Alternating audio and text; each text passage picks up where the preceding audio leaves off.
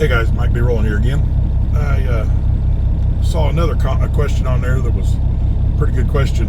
It was a guy asking about how was my training at my first company, and how do I, kind of, what do I have to say about trainers that don't train properly and dirty and things like that? Well, first of all, I didn't train. I grew up on the farm, moving trucks around to the shop and hooking up trailers and moving grain here and there. And, I pretty much knew how to drive a truck around the yard without running into anything. So my uncle, when I turned 18, gave me a ride to get my CDL, and then had me hook up to a 35-foot dump trailer. And I just started pulling sand and gravel, up and down out in the middle of nowhere in Indiana, and I did that for quite a few years, and then just kept on going from there. But no, I never had really any formal training. I just, back in the day, you just trial by fire. They just threw you in there and said, hey, go move that truck over there, hook up to that trailer. Do you know how to do it? Nope. All right, well, I'll send somebody out to teach you how to do it. Trial by fire, man. That's the way things used to get done. Nowadays, with all this insurance and crazy rules, they got to have schooling and training and da-da-da-da-da. And the schools, as a general rule, as far as I understand, the schools do a pretty good job of training you how to do this, how to do that, how to, defensive driving and your pre-trip inspections. As far as I haven't heard to the contrary. I think they do pretty good. Now, as far as company trainer drivers, to me, that's a bunch of crap.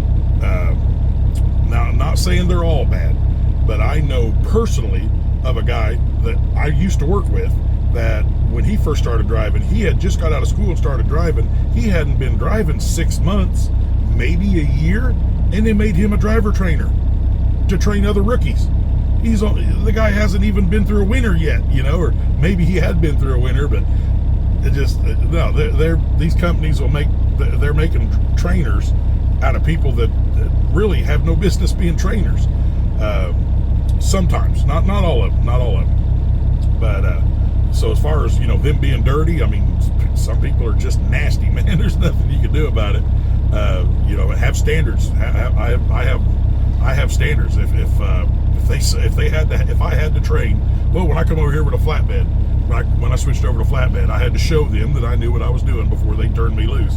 And I had to ride with a guy for a couple of days, no pay. I'm an owner operator, so I didn't get any pay for doing it, but it's part of the thing. You gotta prove yourself. And because I pulled flatbed hauling equipment around decade earlier, but nothing recent. And hauling steel is a very, very specialized industry. They want to make sure you know exactly what you're doing. And they had me with this Colombian guy named Gerardo was his name.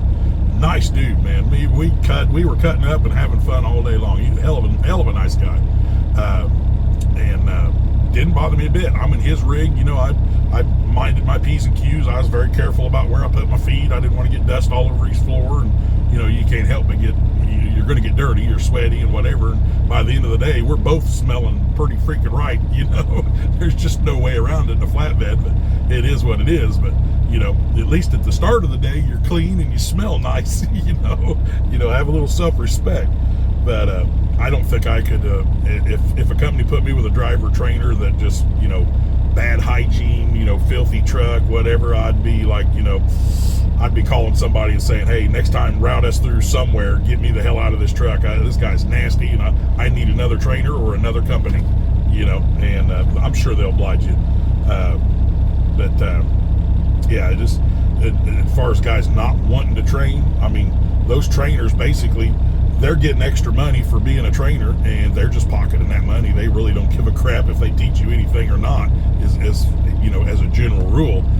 Some of them do, but quite a few of them are just doing it for the extra pay of being a trainer, and they expect you to know what you're doing. They might give you a pointer here or a pointer there, but for the most part, they're just doing it for the extra pay.